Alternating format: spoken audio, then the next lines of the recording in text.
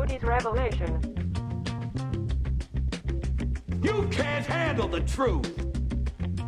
The new world order. They cheat.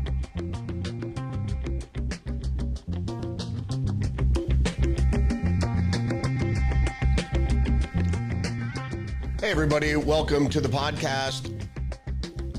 It is Thursday, debate day, June 27th.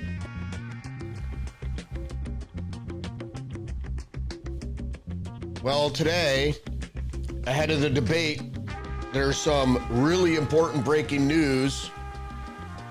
You might not know why it's important, but I'm going to tell you why today. But don't forget to engage the channel, like, subscribe, share the podcast, leave a comment. All right, well, the United States Supreme Court leans into censorship. I told you Amy Coney Barrett was a traitor and an authoritarian. Also, it appears Wikileaks scrubs the DNC emails. Why is that? We're going to look into that. So let's get into the headlines for today, Thursday, June 27th.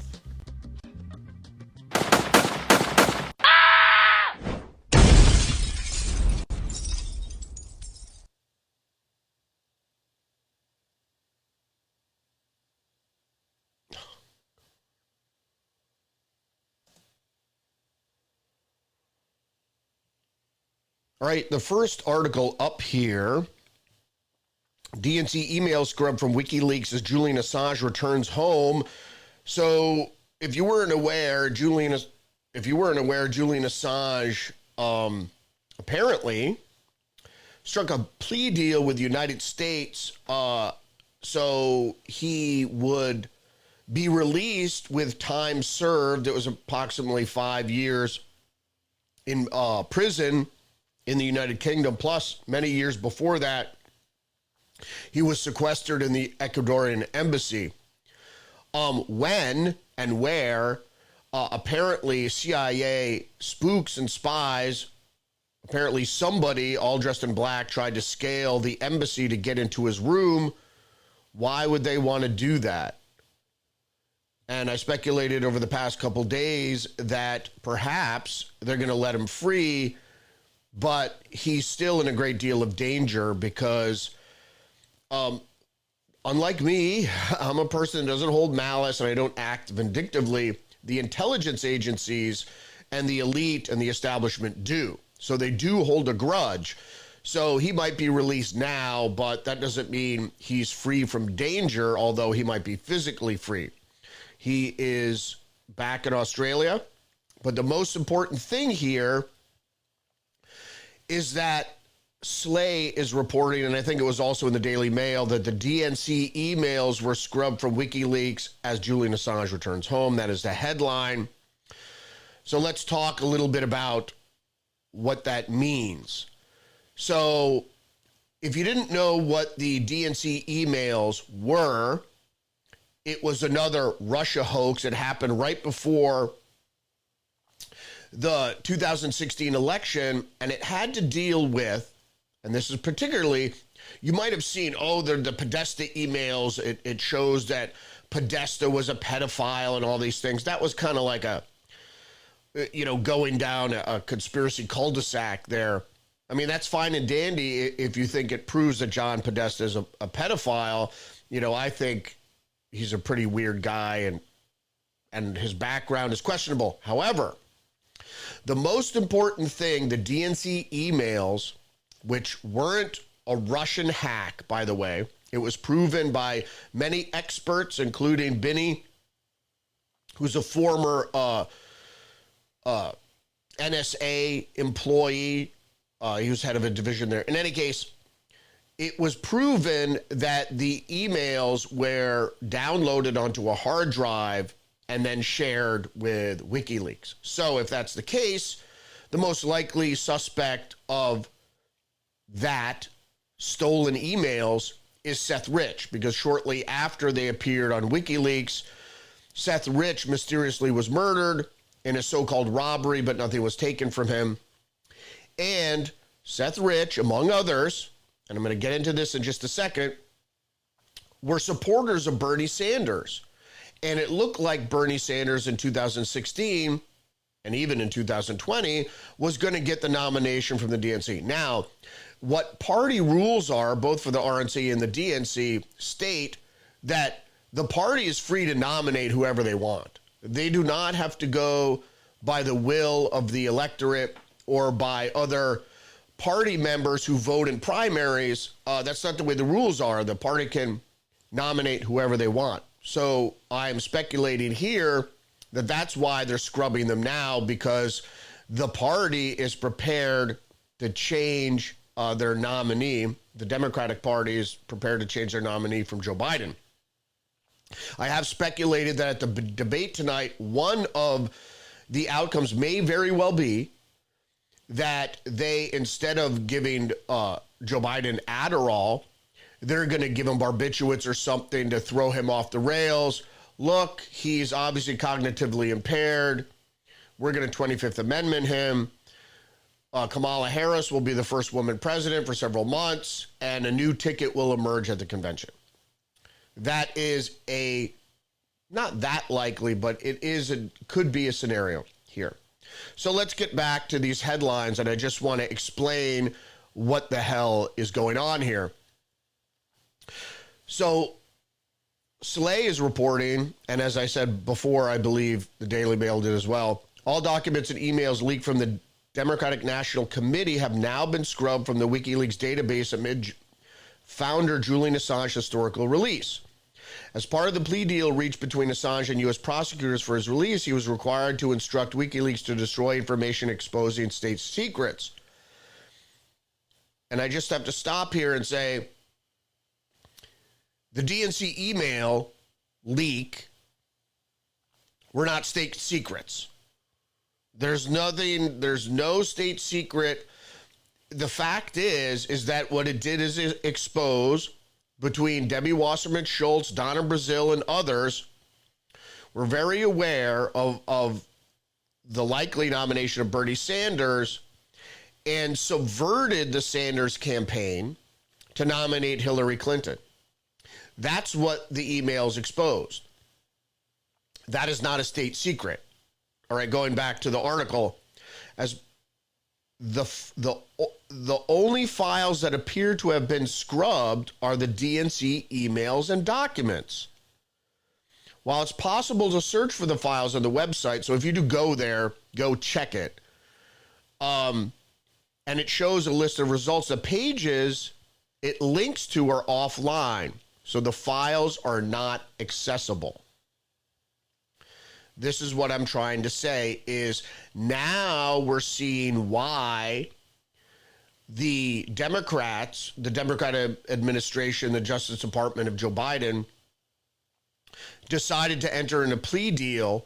Everybody thought it was to take Assange's pardon or release off the table for Trump, but it seems like the plea deal was specifically there not to they say state secrets in the deal, but I'm sure they instructed him the DNC emails because it is something the Democratic Party is planning. Now I'm going to go back in history a little bit,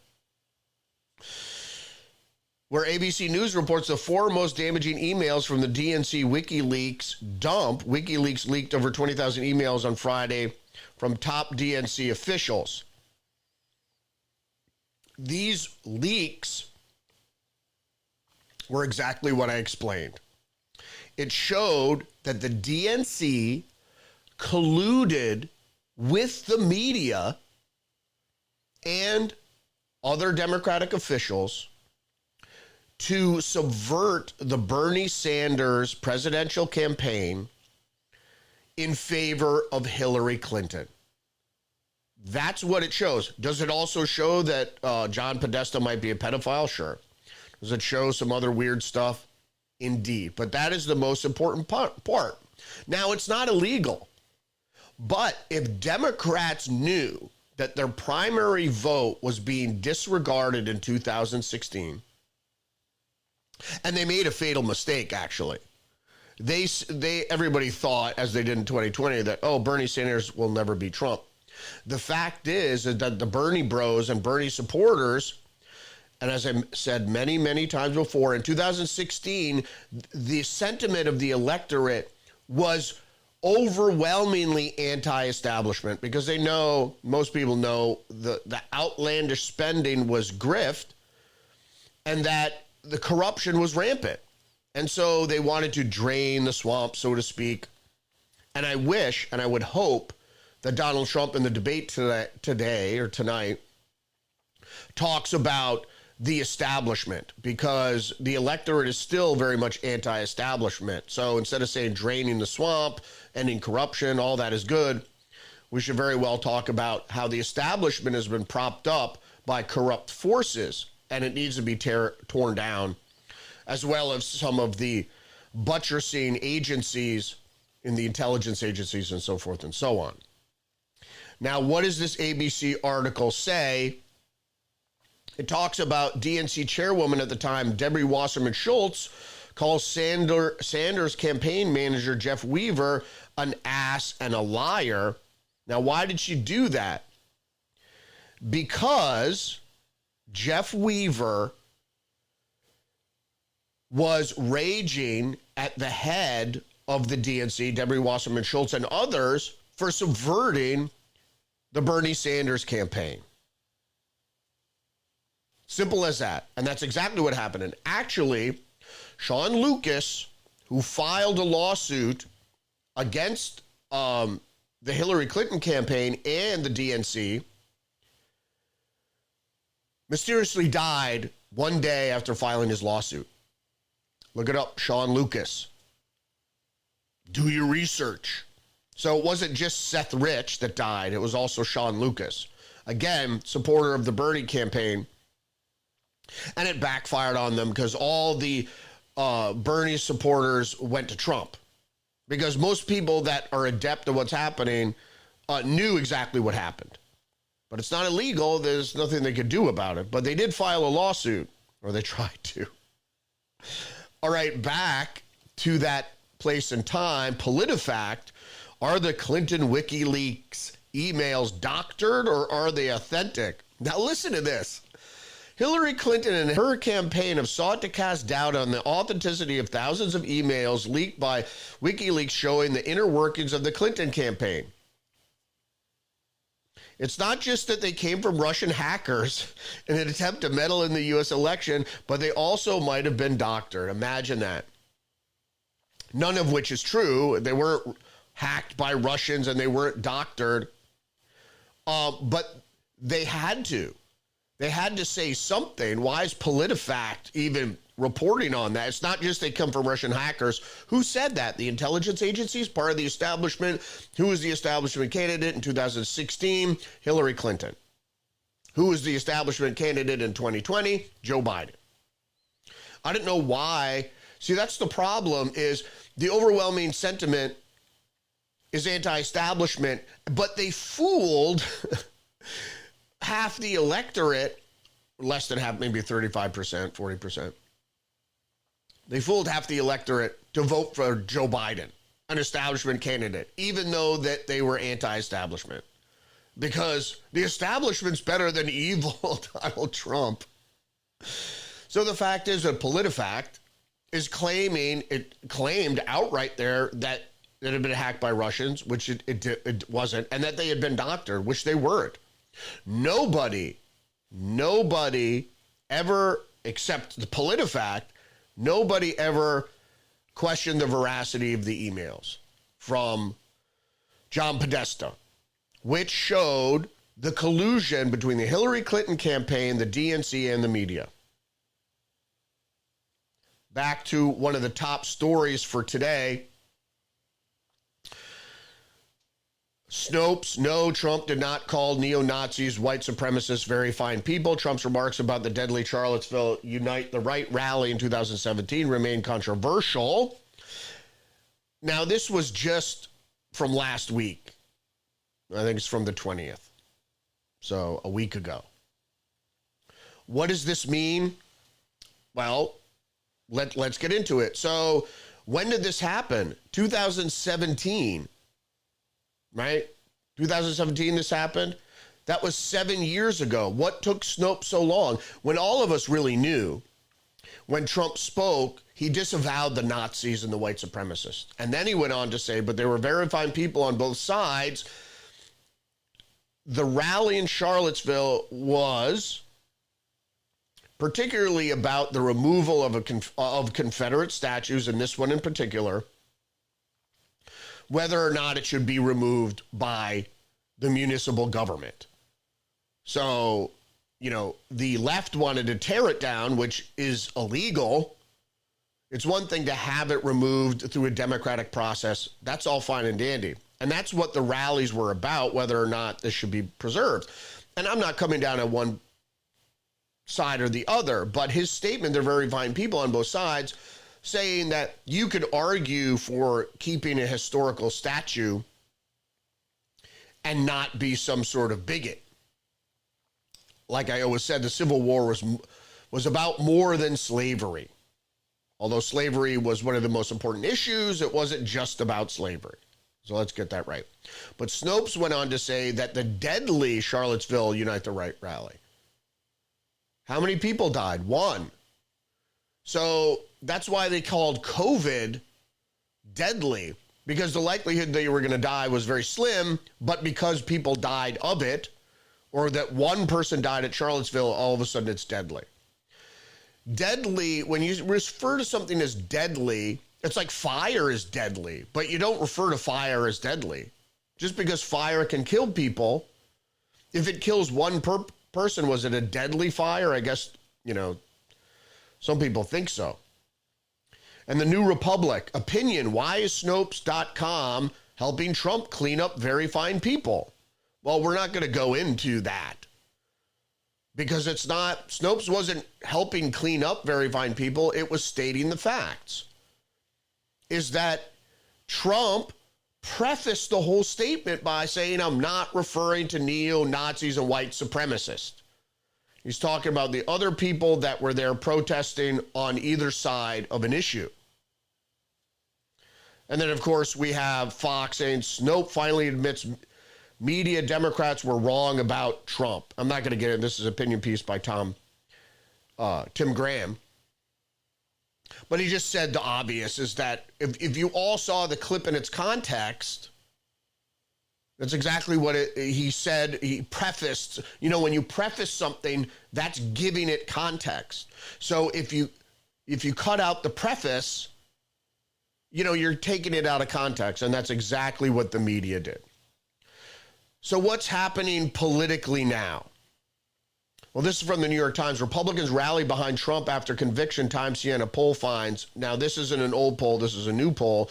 National survey found that more than 2/3 of voters said the outcome of Donald J. Trump's Manhattan criminal case made no difference to their vote. And they didn't say Republicans. They said voters. 2/3 of voters, so all voters. Story goes on to say, Mr. Trump has so far better consolidated the support of his own party. Only 72% of voters who said they cast a ballot for Mr. Biden 4 years ago say they approve of the job he is doing as president, and voters overall say they now trust Mr. Trump more on the issue that matters most to them. Now, hold on a second there, please. This is the problem. The national survey on the eve of the first presidential debate shows voters have broad distaste for both candidates, but, and this is where they have wordplay, Mr. Trump has so far consolidated support among his own party, period. Okay, but they're trying to connect that with only 72% of voters who said they cast a ballot for Mr. Biden 4 years ago say they approve of the job he has done for president. So that means 28% of Democrats or independents or whomever that voted for Mr. Biden said they approve of means they don't approve of the job he's doing. Of course they don't. It's only the diehard Democrats that see Trump as evil because he said they're very fine Nazis You know, and that was even the reason, supposedly, that Biden, as he stated, I think it was on Stephen Colbert, he stated why that he decided to run because of Charlottesville, which really had nothing to do with Trump whatsoever. He was not supporting neo-Nazis. And going back to the story, it says, and voters overall say they now trust Mr. Trump more on the issues that matter most to them. And voters, not Republican voters, voters overall. So they kind of confuse you by putting that statement in there that Mr. Trump has consolidated his support among his own party, but then they talk generally about voters. So voters overall say they now trust Mr. Trump on issues that matter most to them, and we've seen that before. Economy, border. Those are the two top issues. Economy, border, and the economy includes prices, inflation, what have you. The story goes on to say that head-to-head results of the survey show Mr. Trump with his biggest lead in the National Times Siena poll among likely voters, 48% to 44%, a 3% point margin when calculated before figures are rounded.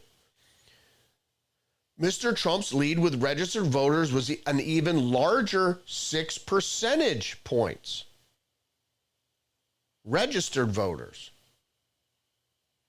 See, they play games with the polls. That's why I said you take the margin of error, you put it in the Trump column, and all of a sudden a 3-point lead turns to an 8-point lead, or a 6-point lead, or a 6-point lead turns to a 10-point lead. Moving on to other news, big story here. Supreme Court allows White House to press social media companies to remove disinformation. Now, this isn't, let's be clear. What the hell is disinformation? Disinformation and misinformation are intelligence agency terms. When intelligence agencies, like using Operation Mockingbird or whatever, when intelligence agencies put out information to sway public opinion, and the information is exaggerated, wrong, a flat out lie, and that's a different, it depends on what the motive is, which is the difference between misinformation and disinformation. Disinformation is purposefully trying to sway public opinion from one way to another. Misinformation is meant to put in there to cast doubt on what you believe. It's a little cognitive dissonance. But disinformation is to make you believe the opposite. Misinformation is there to confuse you. But the people on social media, that's not their motive. I got a strike just recently on YouTube for disinformation, or was it misinformation? Medical misinformation, I think it was. That I meant to sow confusion. I didn't. I was just reporting on what the Kansas lawsuit against Pfizer said. And I believe I even added, we all knew what the Kansas lawsuit is alleging. We all knew this, or some of us, I did in 2021. It was clear that a certain medical procedure was not what they claimed to be. So I can maybe try to get this on YouTube. It's not, I'm still under suspension, so I can't post, and it's not ingesting my podcast, so it doesn't really matter. But I need to get into the habit of, if I need to get back on YouTube, I need to get into the habit of, using euphemisms for this ridiculous thing. In any case, getting back to the headlines, The Hill, Alito rails against White House and social media case dissent. Alito railed against the White House and dissenting Supreme Court opinion Wednesday, accusing Biden administration of leading a campaign to coerce Facebook when it attempted to moderate misinformation about COVID pandemic on social media. And then he was joined by Gorsuch and Thomas. The point I'm trying to make, and this is why The Hill is compromised, because it's not just, more importantly, it's not about COVID pandemic misinformation, which I got a strike on YouTube for. It's particularly about election interference of the U.S. government forcing or coercing social media companies, which Mark Zuckerberg admitted to, blocking coverage of the laptop from hell, Hunter Biden's laptop, where it spelled out the pay-for-play scheme. As Trump said, you're the big man, I think, or the big guy. And those things on the laptop were corroborated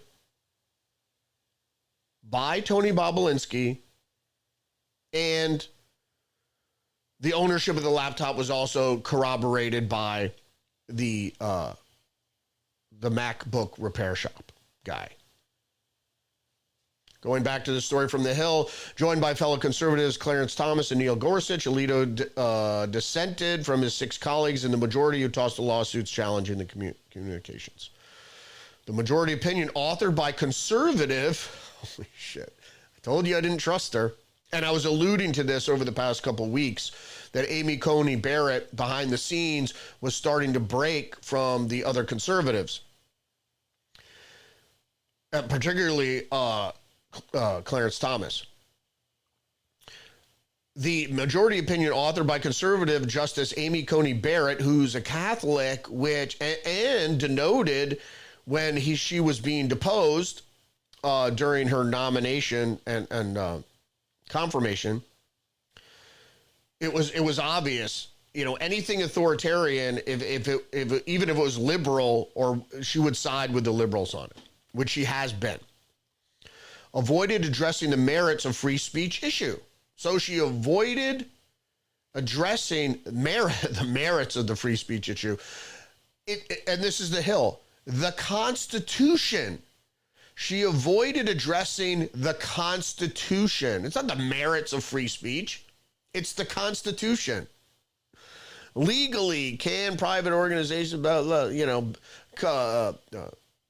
ban posts? Sure they can. It's a private company. They can do whatever they want. What did not Bill Gates, the other guy, Tim Cook, say? It's curated. It's not censorship, it's curated, when Alex Jones was banned. But Alito, however, said it shirks the court's duty to uphold the Constitution. The article goes on to say, for months, high-ranking government officials placed unrelenting pressure on Facebook to suppress America's free speech, Alito wrote in the dissenting opinion, because the court unjustifiably refuses to address the serious threat to the First Amendment. I respectfully dissent. Respectfully.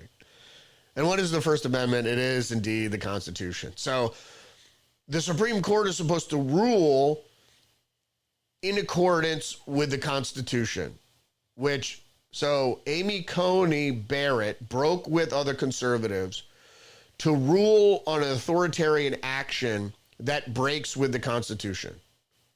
Holy fucking shit. All right, more national news. Stay with me now. This is from NBC. People need this essential cognitive ability and fewer have it than ever before, say psychologists. It's a major concern, indeed.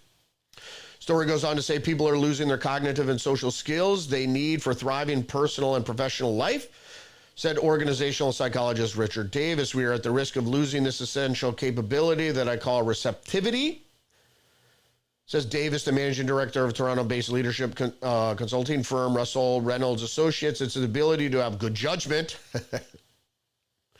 which libtards don't have, to have insight about people, which libtards don't have. And it's a major concern. The technology and social media and artificial intelligence are to blame. So he puts the blame right there on social media. So why is this? So you have the Supreme Court saying social media can be pressured by an authoritarian government to do what the government wants. And what is social media doing it? It's causing people to lose their essential capability, cognitive and social skills. Crazy.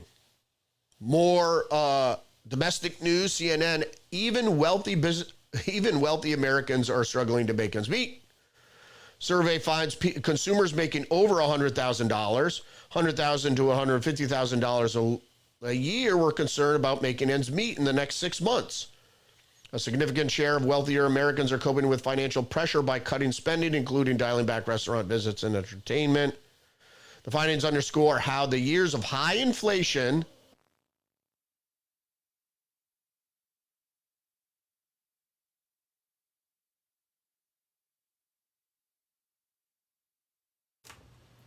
just bear with me a second.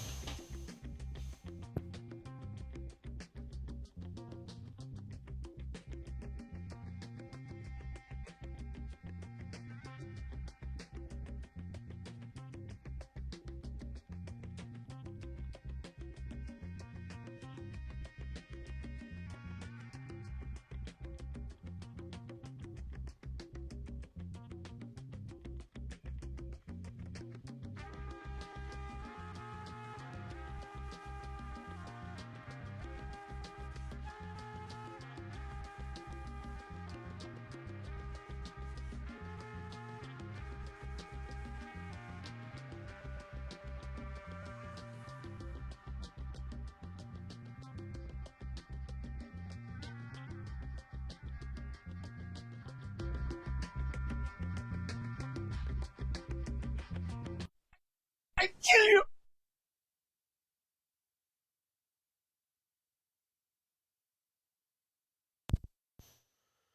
Sorry about that.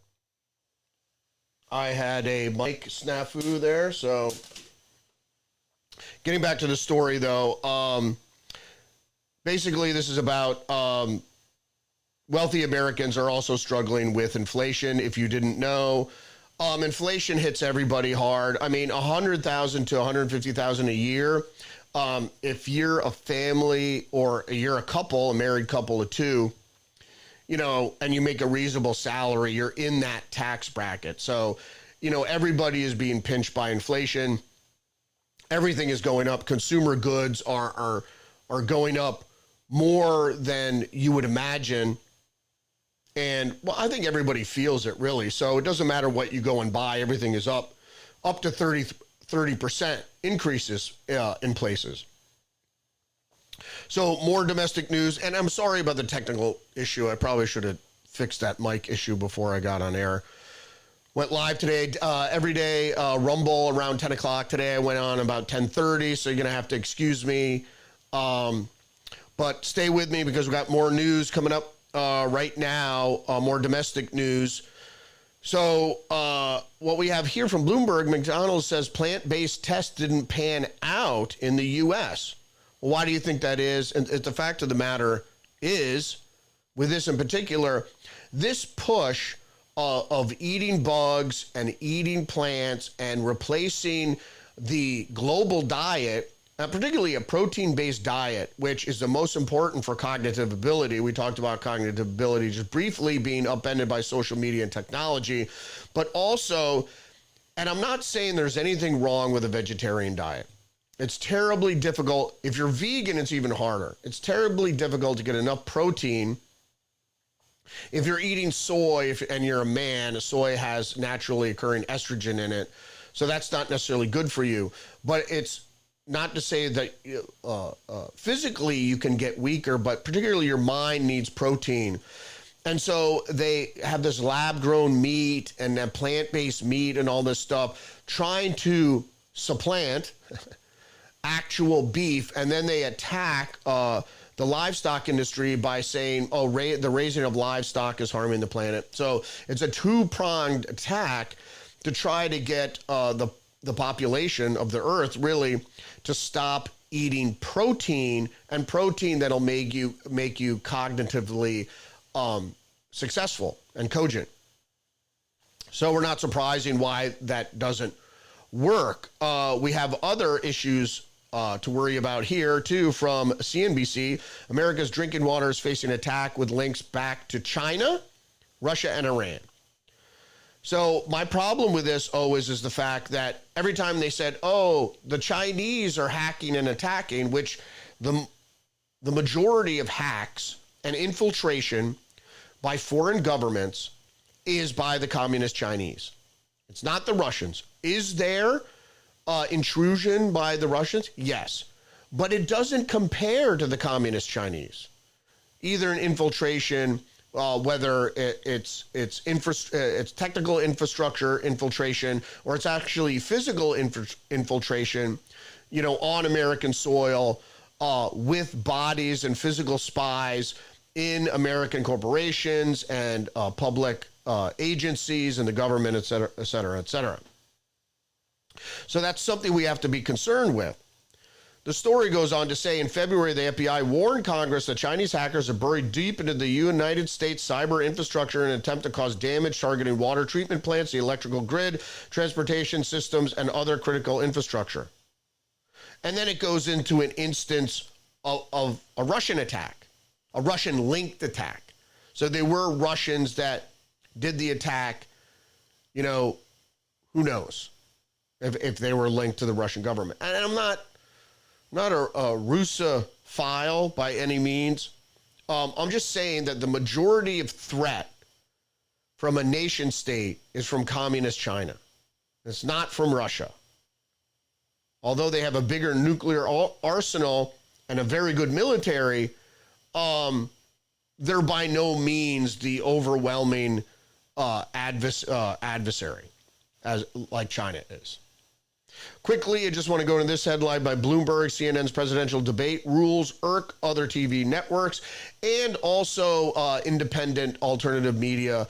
Like a lot of people like me, we're like, hey, I want to stream the debate and have commentary during the debate. CNN is preventing that. And other news agencies that want to pick up the feed are being stymied by these rules, which are prohibitive, let's just say. More journalism news.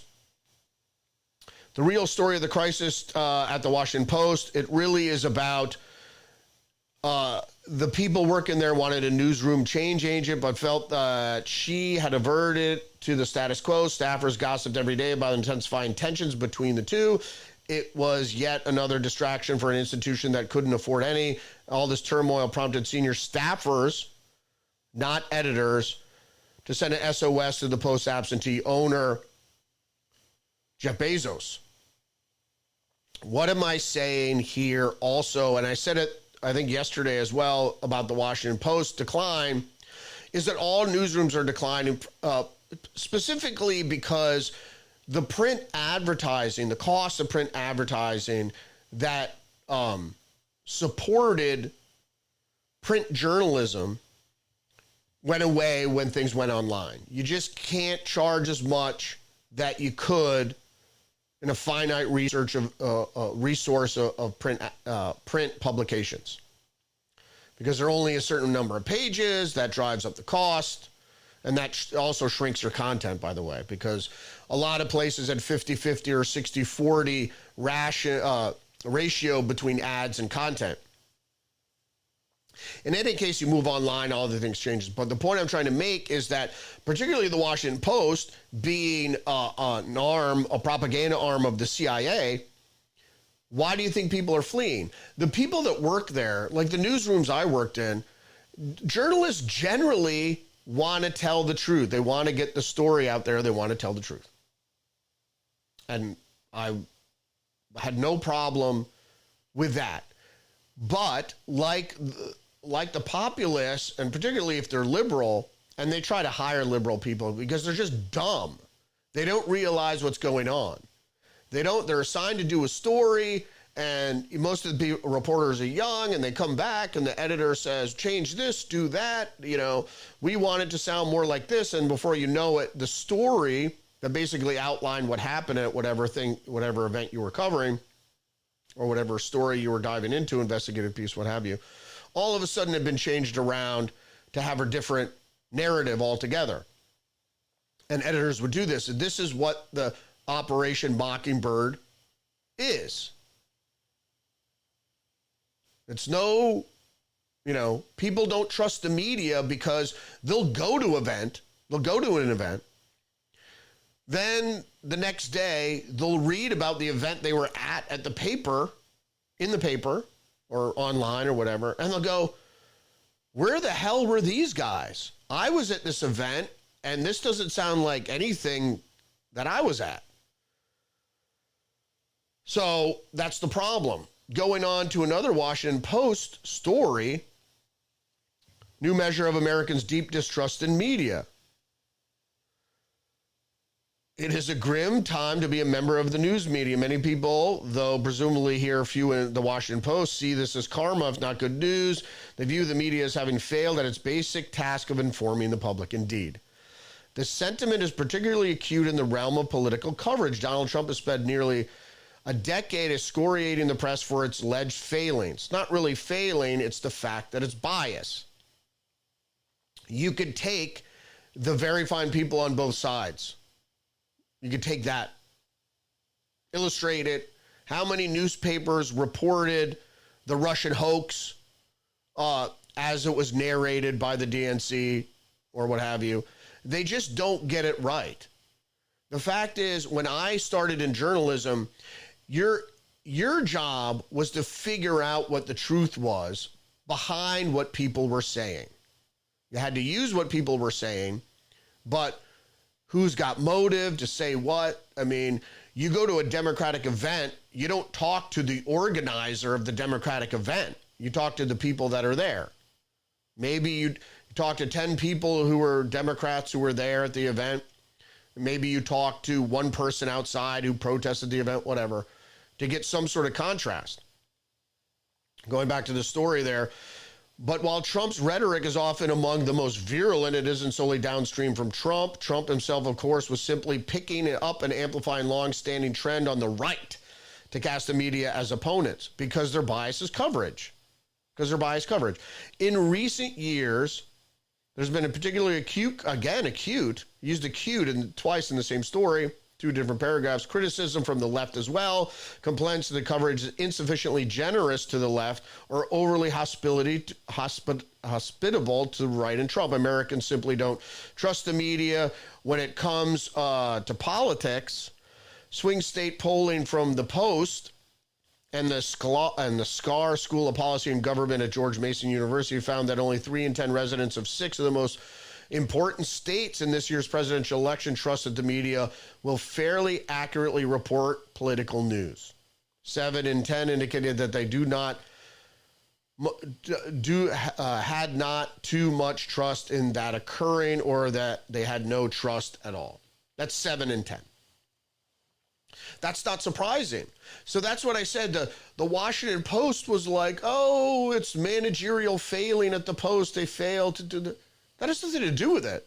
It's the very fact of the matter is that the media has a left-wing bias.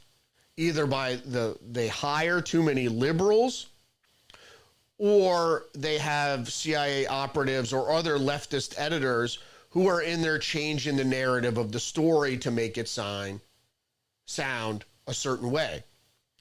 When I was in the media, they openly talked about activist journalism, how we're going to change the law.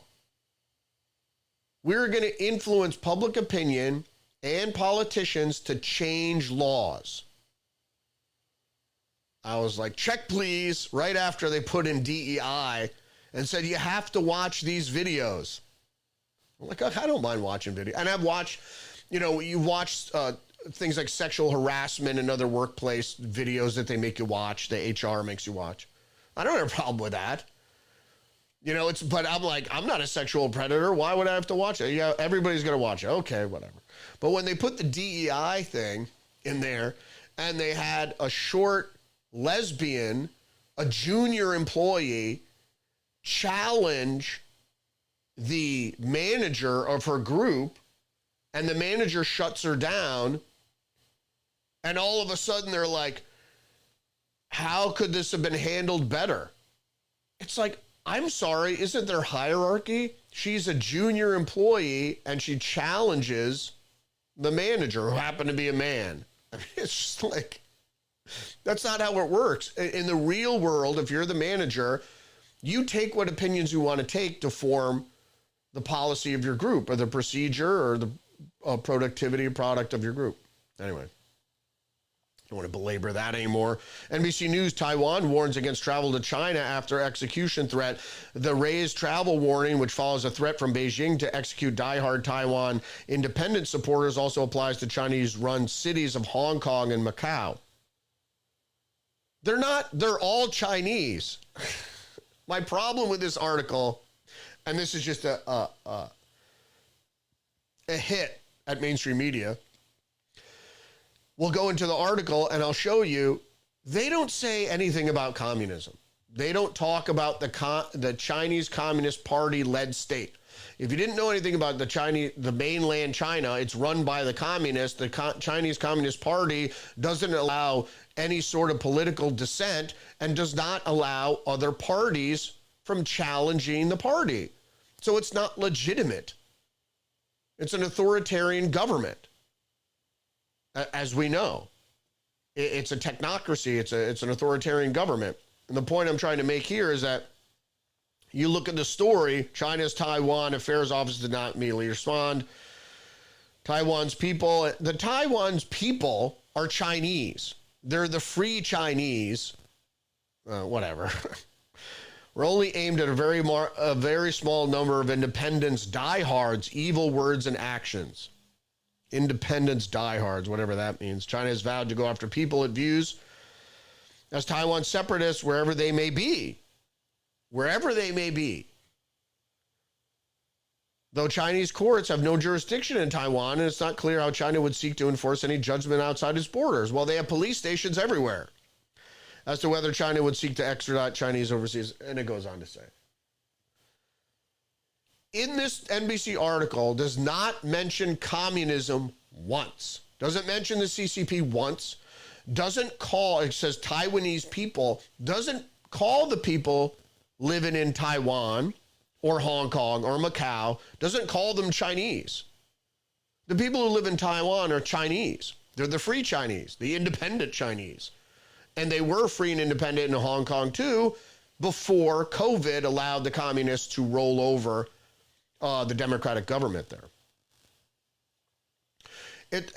And this is why people don't trust the media. It's like, you're not telling us the whole story, which in fact is obfuscation and is basically not telling us the truth. More lies. The AFP, far right out ahead with 3 days to France vote.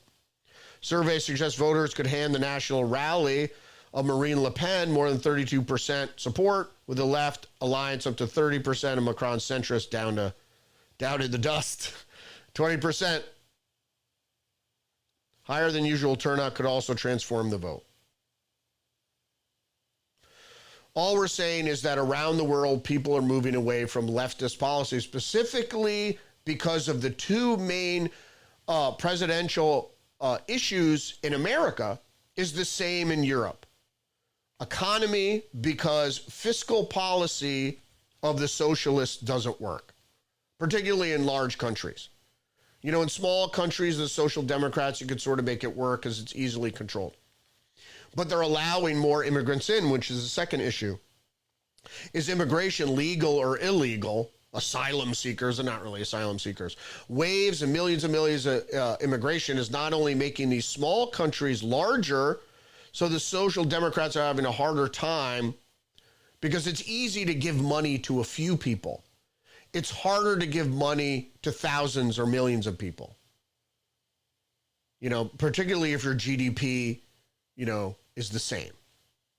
So in a large country like the United States, socialism really doesn't work. The only reason it works in China is A, it has to be authoritarian, and two, it has to be a little more fascist, which means you have to play with the corporate oligarchy. Anyway, one of the other major issues in this story in France is about Ukraine and the war with Russia. On Ukraine, the president will not be able to send troops, Le Pen added, undermining Macron's warning to Moscow that France would keep all options open, including putting troops on the ground. Her 28-year-old, Marine Le Pen's 28-year-old candidate for Prime Minister, Jordan Bardella, has already vowed not to send Kiev long-range missiles and other weapons that could strike Russian territory, which we didn't want to do either in the U.S. Bardella told the Financial Times on Thursday the National Rally not intend to go to war with Brussels, but he wants a rebate of the 2 billion euros on France's annual contributions to the EU budget that ostensibly went to Ukraine. Moving on to other stories internationally, Daily Express US, gassy cows and pigs to be hit by carbon tax in Denmark, and world's first. Denmark wants to reduce greenhouse gases by 70%. Whatever, that's just going to ruin the economy. And what did it say? It's going to put farmers out of business. Gassy, the methane. It's the same thing they're saying is like what I said with the McDonald's story with fake meat, is that what they're trying to do is they're trying to ration actual meat for consumers, either price it out of existence, put farmers out of existence. And then once all the farms are gone, and like, if you want a real steak, it's going to cost you a couple $100, then they can, hey, look, you can get lab grown steak here and it's only $20. So you see how that's all going to work. They're going to cause scarcity for the natural meat, which we've been consuming forever. How natural? I mean, I try to get, range chicken and uninoculated beef and all these things, which is hard to come by. So how natural is that without growth hormone or antibiotics or whatever? It's hard. Moving along to other international stories here, Washington Times, China quietly uses drug cartel trade to upend American harmony at home, and China's ongoing shadow war with the U.S. involves cleaning drug money for Mexican cartels so gangs can fuel the deadly overdose epidemic and sow discord in American institutions, said an analyst who spoke to the Washington Times. Beijing's suspected silent partnership with the Sinaloa cartel came into focus last week when federal prosecutors said a California-based money laundering scheme had wealthy Chinese nationals exchanging currency to conceal the Mexican criminal organization's drug profits. That's all you need to know. Anything that will harm the U.S., the Chinese are engaged in. The communist Chinese are engaged in. Not the free Chinese in Taiwan. Other international news that is somewhat worrying. From the Express, North Korea fires terrifying hypersonic missile with twist, making it harder to detect. North Korea claimed to have carried out a similar test also in April, undermining the supervision of the country's leader Kim Jong-un. Apparently, it is evasive action hypersonic missile. So it changes elevation quickly to avoid detection. And also it's got some stealth technology. And like I said, the elevation can go under the radar. Literally under the radar. To use literally correctly. Most people, when they say literally, they mean actually, which is a pet peeve of mine. AFP is reporting fears new most dangerous Mpox strain could cross borders. They're scaring us again with the ability to strike at any time with a new pandemic, one that's probably seemingly more deadly and dangerous than COVID. And they changed the name to Mpox from monkeypox because it's not fair to the monkeys. I just don't understand that. Or people that get monkeypox are like, I don't want to, I didn't have sex with a monkey. So, however, monkeypox seems to be striking, it seems to be another gay men's disease. A new deadlier strain of monkeypox that transmits most easily between people is killing children and causing miscarriages in the Democratic Republic of Congo and may have already spread to neighboring countries. All the countries should be preparing for this new strain before it spreads to other places, before it's too late. A global outbreak of a new strain of monkeypox, previously known as Mpox, is 2020 spread more than 110 countries, mostly affecting gay and bisexual men. That was the Clad 2 strain. Well, there you go.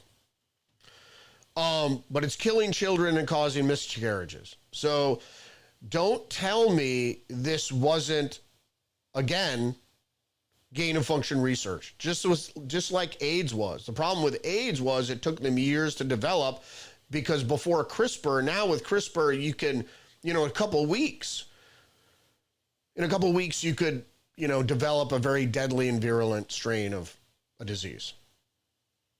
More World War III news. UN Navy nuclear ballistic missile submarine surfaces off Norway in usual flex as doomsday plane flies overhead. My problem with this, and of course Business Insider did not say it in their article, this was at the same time that the Russians were having military exercise in a NATO lake. So it's in the Baltic Sea. So they didn't say it was in the Baltic Sea. They said off the coast of Norway, which is in the Baltic Sea. So it was in the Baltic Sea while the Russians were holding a military exercise, a military naval exercise in the Baltic Sea. Very, very dangerous. Very dangerous. The flex notably comes amid persistent tensions with Russia. Why would we have persistent tensions with Russia, which have been rattling the nuclear saber lately? Oh, they've been rattling the nuclear saber. They don't want a color revolution in Moscow. And just a few weeks after Russia sent a naval flotilla to Cuba, which they have the right to do. However, even though they did that, they are having a naval exercise right now when this happened in the Baltic Sea. And what does the U.S. do? They send a nuclear submarine into the Baltic Sea during a Russian naval exercise. That's a little more concerning. Business Insider is also reporting robots getting creepier. In our last article here, our researchers unveiled a smiling humanoid robot with lab-grown self-healing skin. Holy shit. Doesn't that remind you of Terminator? Remember when I think he cuts out his eyes, cutting away the flesh? And why do robots need skin? To make them undetectable to other humans. So to make them humanoid. It's not just nuts and bolts keeping robots together. Now they may be made with living skin that can be made to smile. Ugh. Researchers at the University of Tokyo Tuesday, a rather unsettling humanoid robot covered with lab-grown skin. They could mimic human skin ligaments by bonding skin tissue to perforated 3D facial molds. Holy shit. Brave new world's happening. I just want to encourage everybody to like, subscribe, engage the channel, share the podcast, give me a thumbs up if you don't mind, leave a comment, get in the conversation. And remember, you're under attack psychologically, biologically. Join me live every day on Rumble around 10 a.m. Sometimes it's 10:30, 10:15 to be safe. I'd like to get it up by 9 to go live on Rumble by 9. It's harder and harder. I have to get up earlier. But join me every day, Monday through Friday on Rumble. Stay hip to the trick, and I'll see you tomorrow. Respect.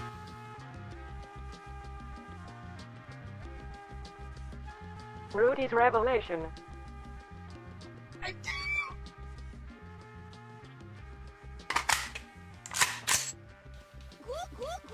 Google me, bitch! Google me!